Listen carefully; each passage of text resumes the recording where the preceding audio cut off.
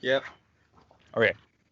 Today is July 25th, 7:24 in the morning. We're back to our normal schedule. This is episode, what is it, 39? I don't. 39? Well, Sounds good. it's something episode. Probably 39, and this is the board state. My name is Jeffrey Vieira, and I'm joined with my friend across the island, Jack. How are you, sir? Choo! Good. Fantastic. And we are a podcast about game design for social good. Throughout the week, we find 5 articles that stood out to us in relating to game design for social good. We put them in a Google Doc and we bring them to you for your consumption.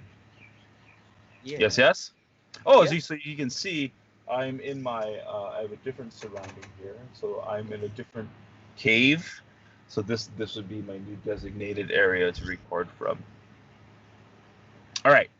First article is going to be from University of Calgary, and Mm-hmm. it is tabletop games used as a tool for incorporating cultural diversity in the classroom.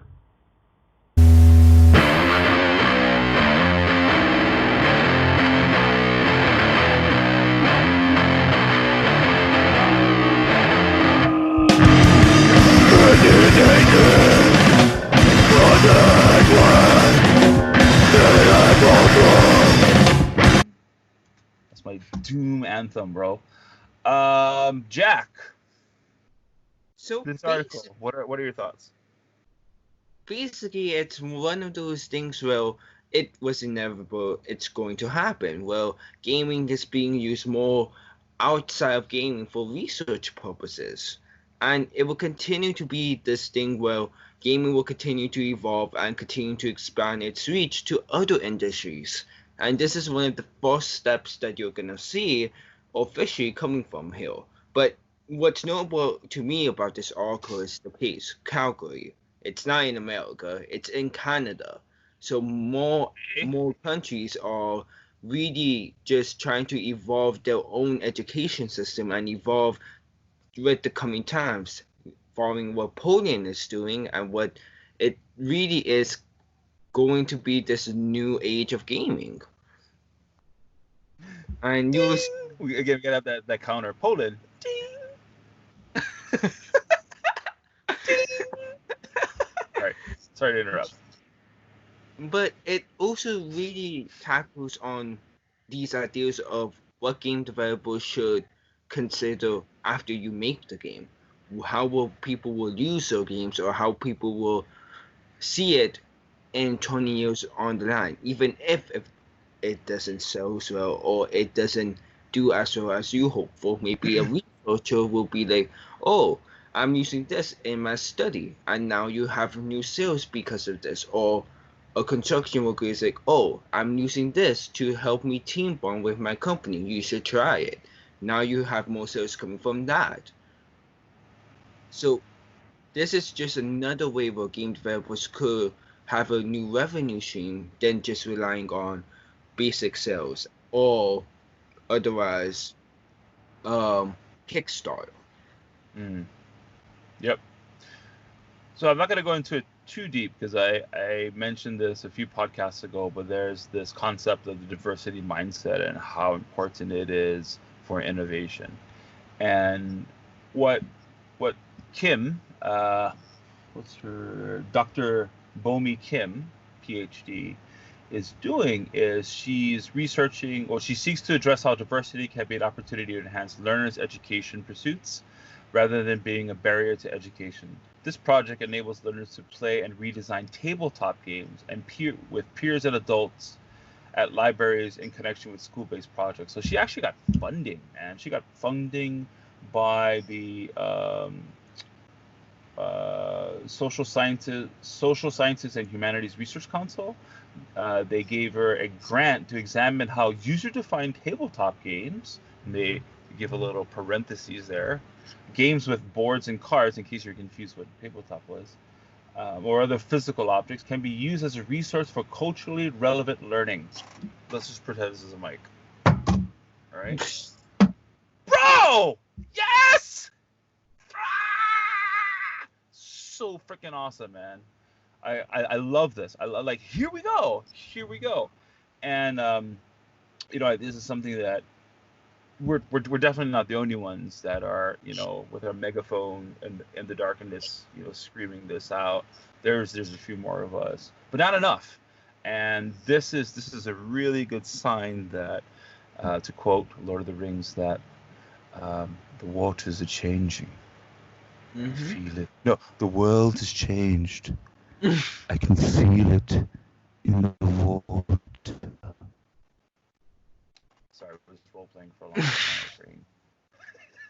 You just probably destroyed a lot of people's headphone sets right then and there. You do realize that. Oh, sorry. Yeah. Well, I got a thing I can turn the delimiter sound. I don't know what this means. Sound or something. Anyway, we're spiraling out, like our ship's like going off course.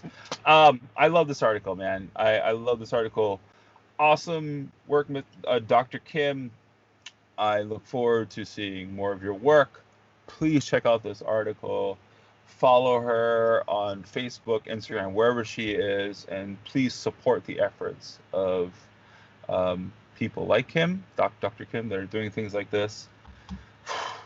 So good. All right. Next article. Wait, you forgot something. What did I forget? I'll pause. There is a book.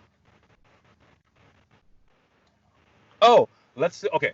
So one thing that we did last week, which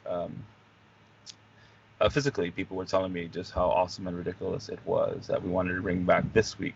I think maybe we'll do it at the end of the cast. Right. We'll read some. So I have a book, okay, which you just got in, game dev. So we're gonna pick a random book. As you can see, we've got tons of books. My whole apartment's filled with books. So we're gonna pick a random book, and we're gonna pick a random page. Or should we do it per article? I don't know. I was thinking maybe at the end we'll read like a passage versus in between. I don't know. What do you think? Be communist and just vote on it. I would be. Communist vote. Ridiculous. Okay. I don't know. What do you think? You think in between articles, or? Cool. Let's do this one at the end. But it will take a whole day. Too late. Game music, 10 steps to making your first game successful by Vlad Mahulec. Proven Polish game design. All right, here we go. Boom. Do it again. All right. I'm gonna count to. Okay, ready? What game should I make? This is a fundamental question, and the only person who can answer it is you. You're about to dedicate yourself to a commercial product that will take a long time to develop. So think carefully. And it's cool. He has a little quote by Dan Adelman, the guy who made Axiom Verge. Very cool game. Wow, I can't read this. Anyway, yeah. Okay, so that's Here our tangent. All right. So next article is going to be from technically.li, and this award-winning video game designed by Drexel Students show the plight of refugees. Okay. Jack, your thoughts on this article? Honestly, look, we need more games like this and more ideas coming out like this, because even though it's showing the plight of refugees, the art style alone is very unique and very out of this world. And I think that's what they was going for, to really comfort people who has a hard time thinking about like refugees or the concept of that. So this is where game developers are showcasing their skill in basically talking about a difficult subject like refugees, but in a way where people could understand it and actually go through it and don't feel over encumbered. Like even the trailer, it doesn't, even though it has several elements of refugees, they don't really say, oh, this is a refugee game. They have it in the article and they explain it more, but they don't really want to showcase that in front of the players. And that's what game developers and game producers really should know when you're marketing a game about social good. If you want, as long as the game itself is appealing and the game it play is fun, then you will have an awesome game no matter what. And so I really think that the fact that they're focusing on gameplay on the trailer really suggests that this game is gonna be pretty well. Yep. So right off the bat, these homies won the Games for Change Best Student Game Award. This game is designed by 18 Drexel University students. Holy crap! Right on. And yeah, the game's called Resilience. It follows developed by Sun Grazer Studios. So I guess they have a studio name as well, and just follows the day-to-day challenge of life in the camp and struggles that come up as refugees. I think these are things that we echo time and time again. This is exactly what we're talking about when we mean game design for social change. I want to point out one thing that I read.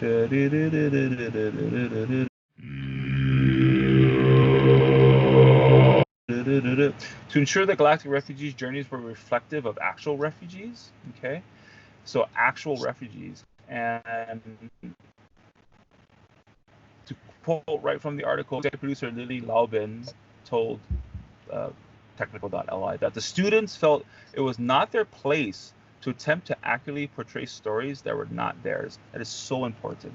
Using a science fiction theme allowed them to speak more allegorically about the refugee experience. That is very key, and that is something that some of the challenges that we run into, right, Jack, with our team developing games, is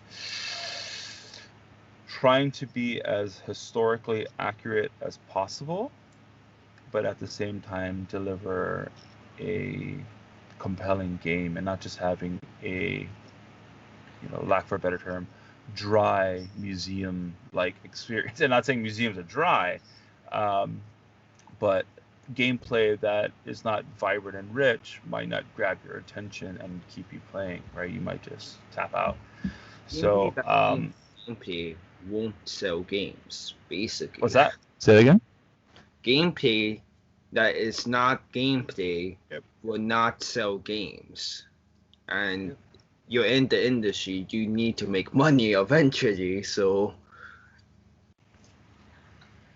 yeah, so they did their research and then they wrapped up the game in a science fiction theme and medium to portray the plight of refugees. I love it. This is, super awesome job, guys. Okay, all right, ready? Oh yeah, I'm not supposed to look. Yeah. There we go. Which platforms are used by your target audience, Jack? Knowing where your target audience hangs out should be a main determining factor. After all, you're a business, and your use of the platform comes with a goal in mind: growing your community. Okay, so bad. That one was actually very related to the actual article. Pretty much. Okay, that was by technical.ly, and this award-winning video game designed by Drexel students shows the plight of refugees. Okay, next article is by king5.com. Where do we find this stuff? Don't worry about it. king5.com. Think you can solve Seattle's traffic problem? Prove it in a video game. Jack, your thoughts on this article?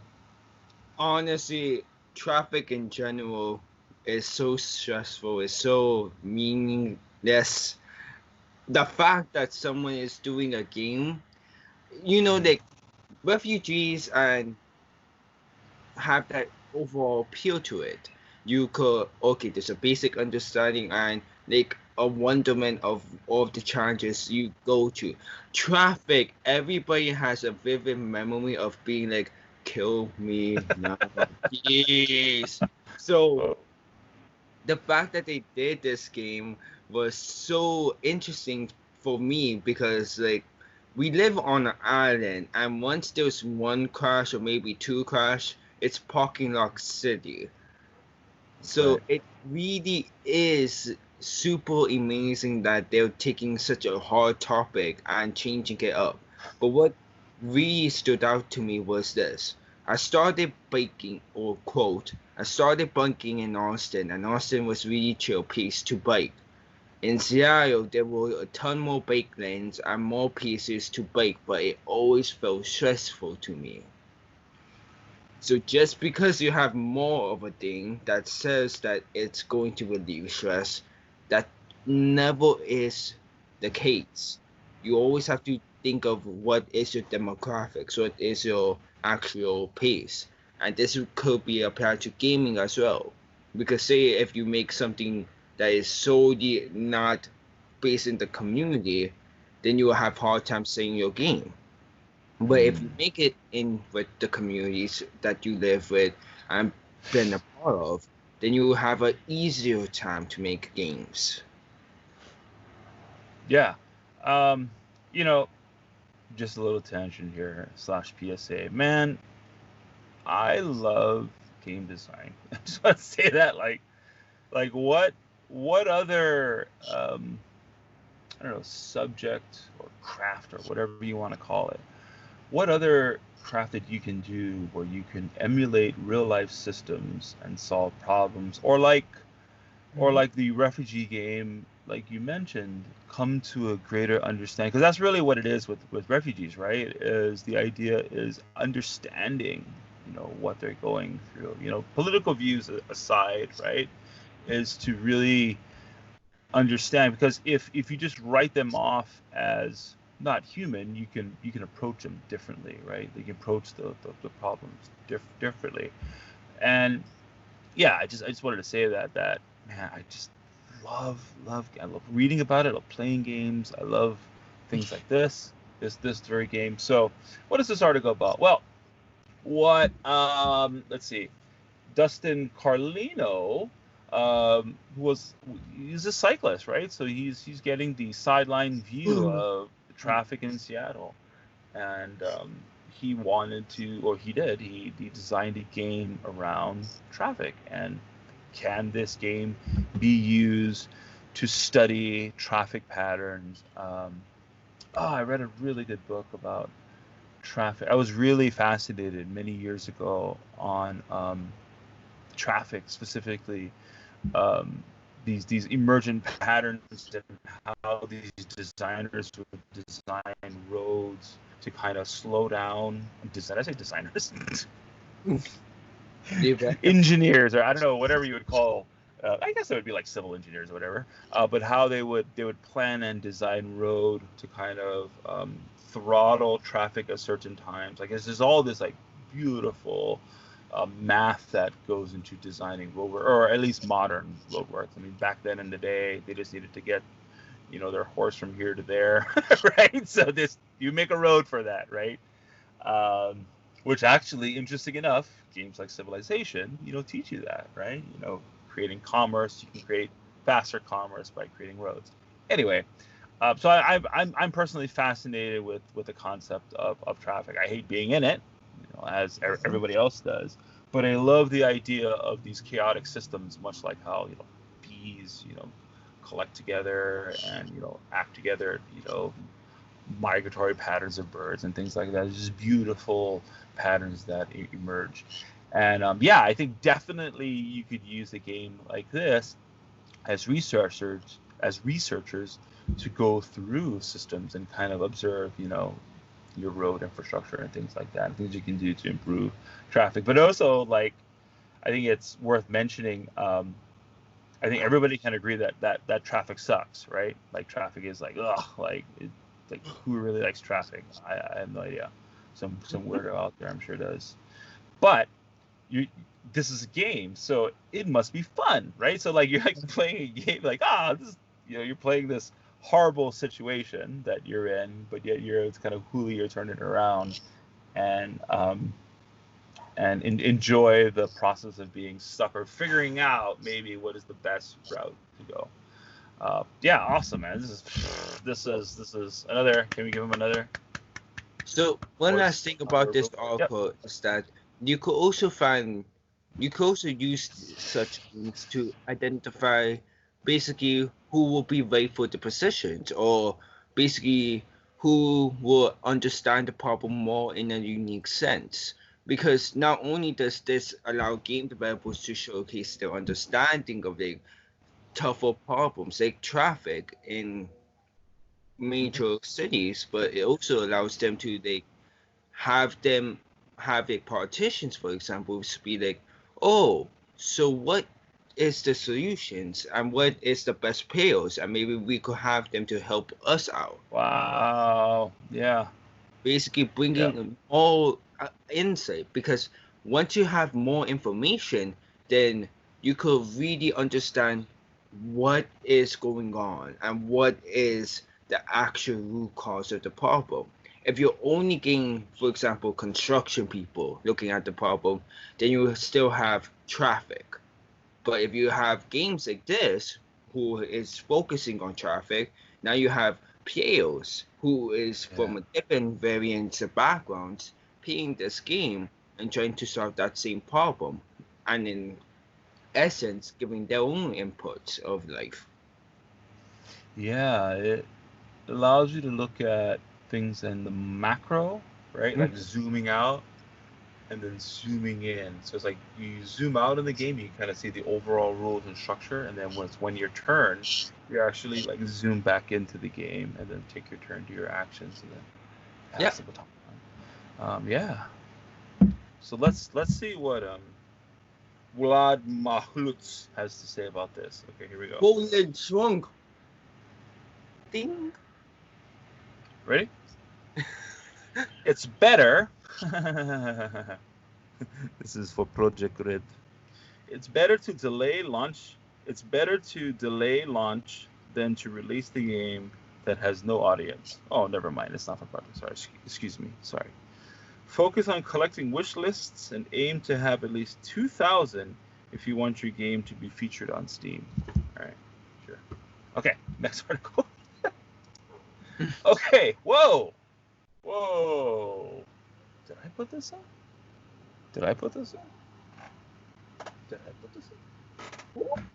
This is another police. Okay. This is another police. All right. This is a Jack article, and it's about Animal Crossing. Taiwan Police use Animal Crossing to return a Nintendo Switch to its owner. Very cool. Very cool. Jack, what is this article about? Well, it really showcased the evolution of gaming and how gaming overall has become a social good concept and is leading the charge of it. We saw it with education, we saw it with military, we saw it with learning, we saw it with religion, and now we're seeing it with the police. And so the ideal of just a game helping to find its console, it's absurd, yes.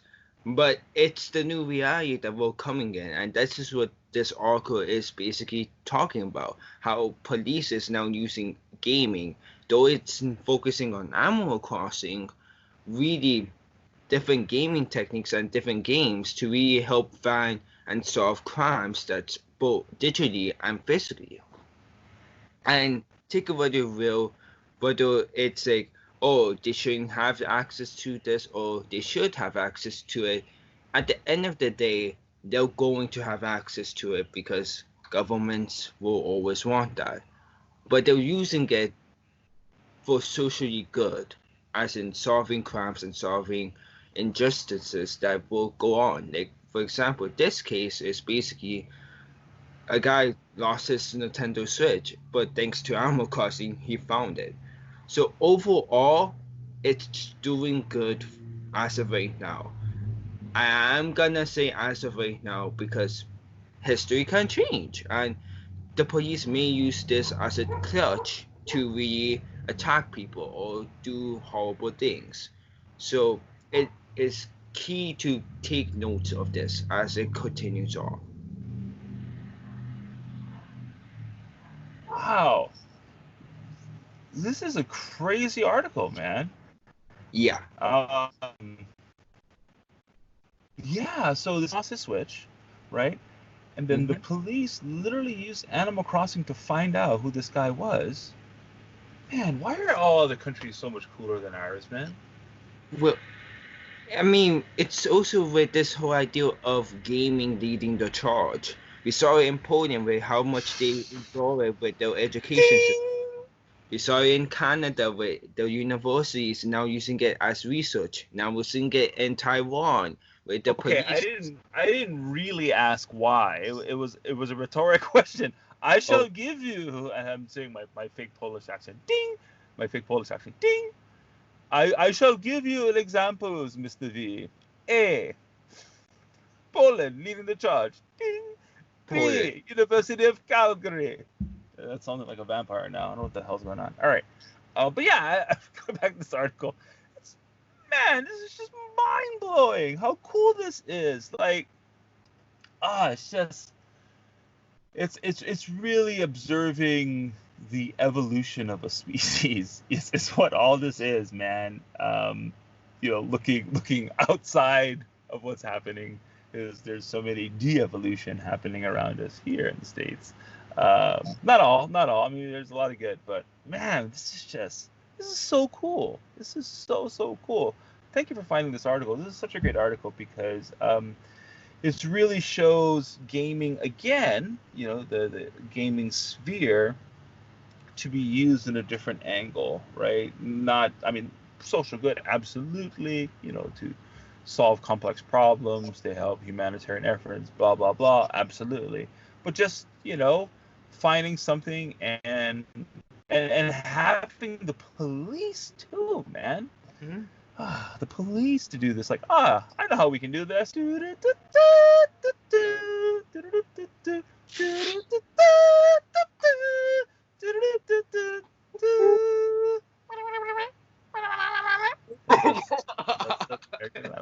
All right.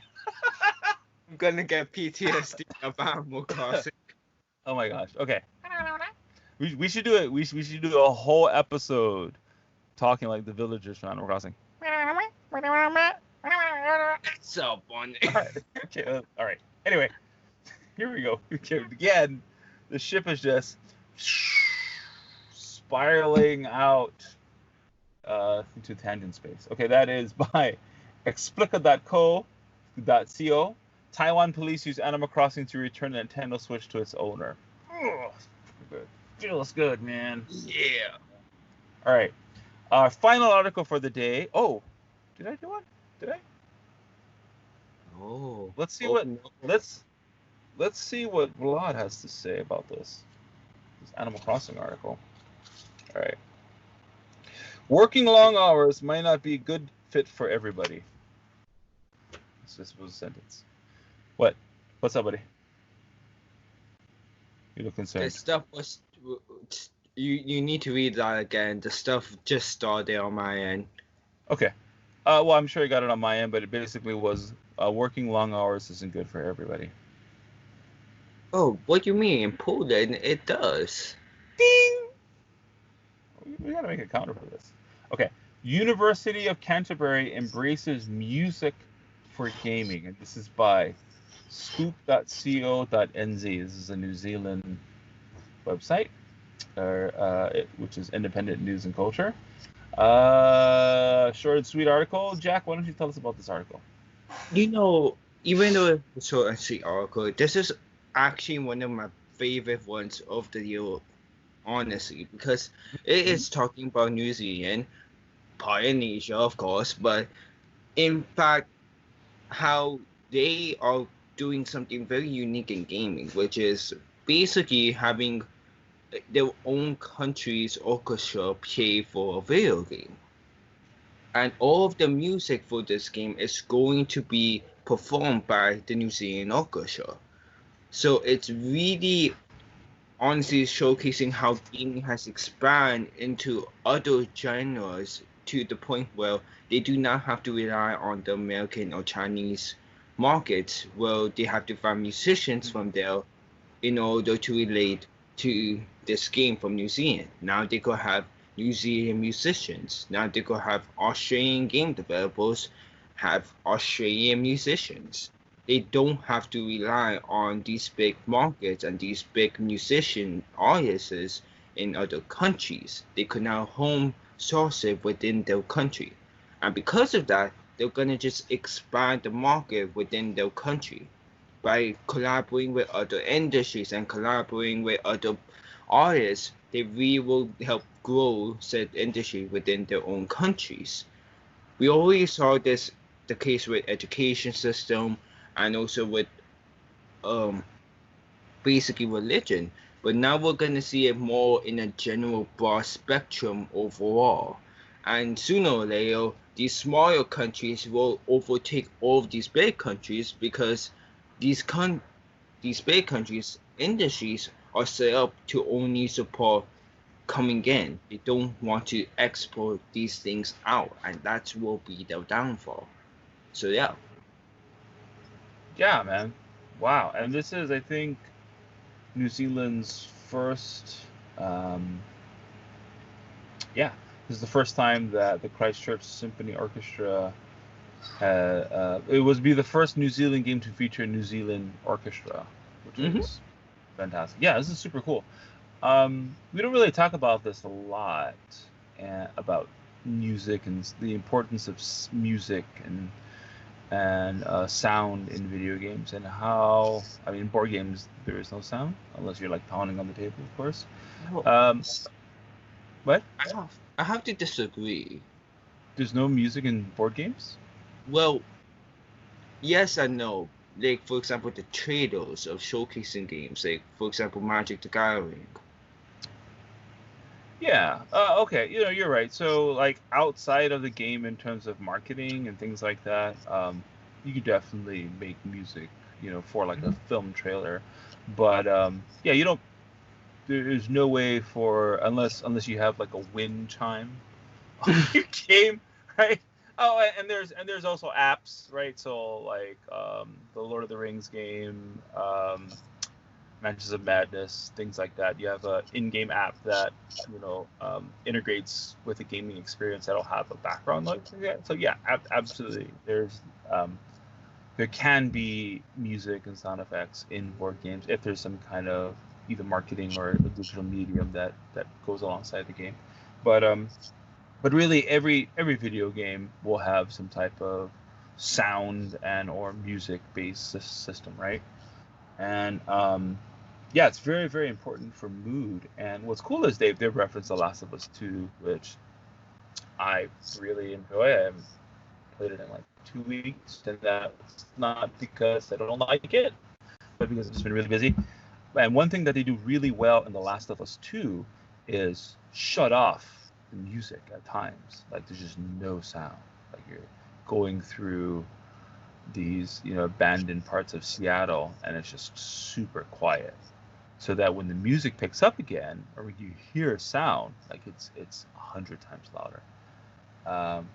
But yeah, sound and music is so important. I remember, I think it was last year's BlizzCon, they said that one of the most in-demand positions at Blizzard was sound engineers. Like there's this huge demand. Like everyone is going for like, if you're studying game design, they're studying programming or project management or whatever. But there's this void that's left for sound designers and sound programmers. So sound is very, very important. Something we don't really talk about a lot.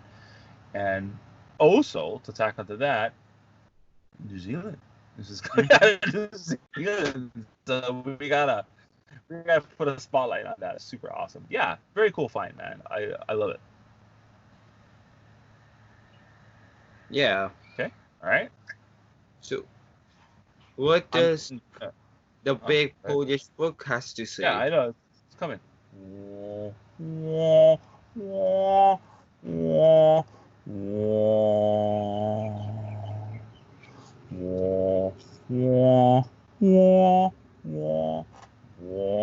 I'm doing sound. Dude. That's sound here. Okay, ready?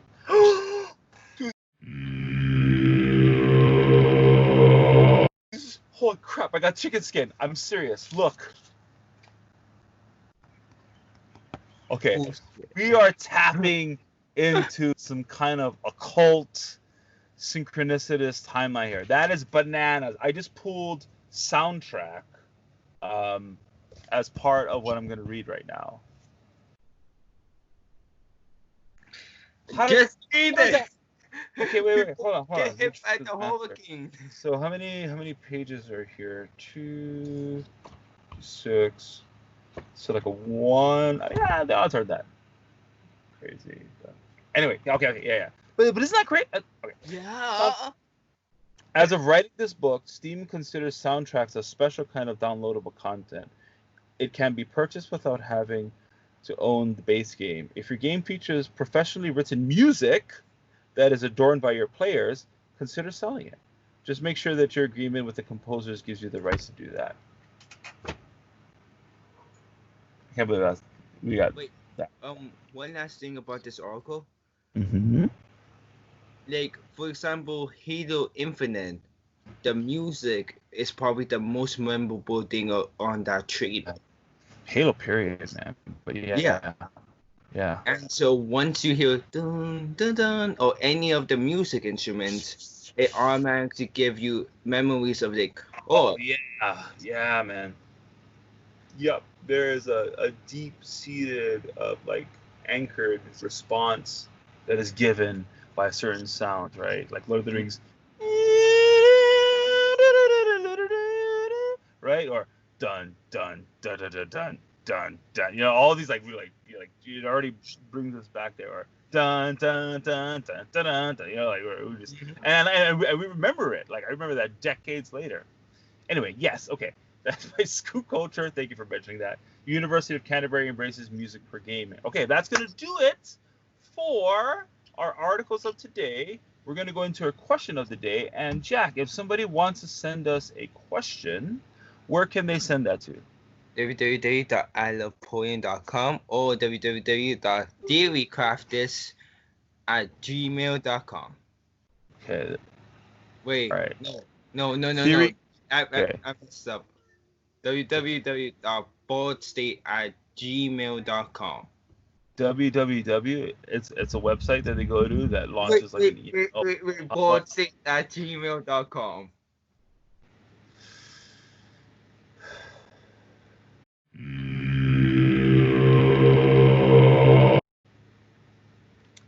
If you have emails, if you'd like to ask us a question, send us poetry as well. You can send that to theboardstate@gmail.com. Again, that is theboardstate@gmail.com. Okay, our question of the day is by a buddy of mine. He asked, what stage in tabletop design do you find to be the most difficult and time-consuming? Jack. You go first, because I think I know what's the answer, but I don't want to say it. You go first. Honestly, for us, it will be the art. It's not really because we want to make it perfect. No, it's just that we want to make it feel like it's an actual, that it relates to the game. Yep. And so oftentimes we have creative differences on the artwork, and this often takes the longest because we want the artwork to feel like it's thematically and gameplay related to each other, as if it's like a triangle. But it's a relationship. Sorry. You know? Okay, I have this crazy idea. What if the next game we make, well, the next one we make is not gonna have art, just for that reason, because we want to build something really quick. But what if the next game we make, we start with the art? Like we don't know what the story is or what the mechanics is, just to get it done. Yes, Jack. You read my mind, man, and a lot of it is because I think, I don't know. I mean, we're still trying to figure it out, right? Like, what is the best method to get art I done faster because. Go I ahead. think our current method is, but we really should think of like new opportunities, not just us making new projects without art, but also getting more ideas. I mean, Yeah, more no. Yep. works. Absolutely. So, I mean, I thought about this a lot. I mean, we've done, I think, conceptually 4 projects or so, four-ish games as a team, and yeah, it's definitely the part where like we're running, right? You see the finish line, and then boom, we start to kind of like the last like mile, we're trying to like push through, and I think a lot of it has to do with communication of a vision, but also time, right? So this is something I was thinking about with our latest project, Ha Avina, and so we did the mechanics, we did the game, and so we talked about it for a little bit, we talked about it for a great deal, and then we cranked out the mechanics, right, which is like the gameplay was done in a month, and then there was a lapse of time. So what happens is, because of that lapse of time that happens, we start to forget what the original intent was. I mean, and we document some of it, but like we start to forget. So when there's a lag between the mechanics that are done and then like the art production, it's hard for us. Like, oh wait, is this supposed to be? Wait, should we? Is it supposed to be the person? Well, actually, fortunately with Ha Avina, that wasn't the case, because well, it kind of was a little bit, but I had to like step back because I Yeah. needed to give you guys that Excel spreadsheet with all the card numbers and things like that. But it's so important to do things close as like a timeline, right? Because the further apart it gets, like the fruit starts dying on the vine, right? Or the grape starts dying on the vine, and you tend to forget because you have this like inertia and momentum, right? Right. So maybe, I mean, let's see. Yeah, with PBT, we did try to kind of do the art early as well. So yeah, I mean, I would say just to answer the question, it's definitely art. It's something that we're still trying to figure out, and get to. And we've tried to reduce the number of like art pieces, right? So I mean, and it's not just for the art, but the less components, in my opinion, the more elegant and streamlined a game is. But I'm constantly thinking in my mind when I'm making the game, how much art are we going to need for this? Okay, let's take out X number of cards, right? I'm not thinking like oh, the game mechanic could use this, but I'm like, no, because we're going to need more art for it, which is going to mean more time to make this game, and I just want to get it done, right? Right. So, but if you want to support us, we have one of our games out for sale, which is the depressing game for $10. You can find it at Theorycrafters.com and / games. So yeah, you just click games. and also you could also try and get on a live project that we're doing, 808 ARG. If you type that in on Facebook groups, you'll be posted into a ARG that is being running by us. Pause for a second. So let's make sure we get the correct address. Because a friend of mine listened to the podcast. He's like, wait, what? Where is it? It is facebook.com and then /groups with an S /808 ARG, and that'll bring you right in. There is a short Q&A that we ask you just for legal reasons. It basically says that by clicking these things, you're agreeing to play this game and you're agreeing to accept the grand prize, which is the PlayStation 5. Awesome. And yeah, it's Jack. You tell our listeners a little bit about the project. Yes, so this project is association with not Children Youth Day, but basically a lot of our partners and sponsors of the community, and we're trying to get families, friends, basically people overall together and just have fun over this pandemic. It's free, you don't have to worry about a thing, and the challenges are from moderate to easy, depending on the week. And Yep. it's always adjusting and it's always constantly changing and will last till October. So get in it while you Wow, still yeah, have, it's and exciting. you will have opportunities to gain a Grand Pass, which includes a PS5. Yep. How cool is that, man? Mm-hmm. How cool is that? Yeah, it's very cool. So it's a yeah, you've covered it perfectly, man. It's digital scavenger hunt around the island. Yeah, and I'm proud of the interaction that we're getting on it. I didn't know how it was really Put gonna go. so many times and hours into it, it's not even funny. Okay. Any closing comments, Jack? Poland, Shong. Ding ding. All right, that's gonna do it. It's gonna wrap it up. Thank you guys for listening. We will probably have a cast next week, depending on what happens. Tomorrow afternoon we have Sir Douglas. Hopefully, we'll just be flying over our island and not destroying everything here. So, hope to talk to you guys soon. Have a great week. Have fun. All right.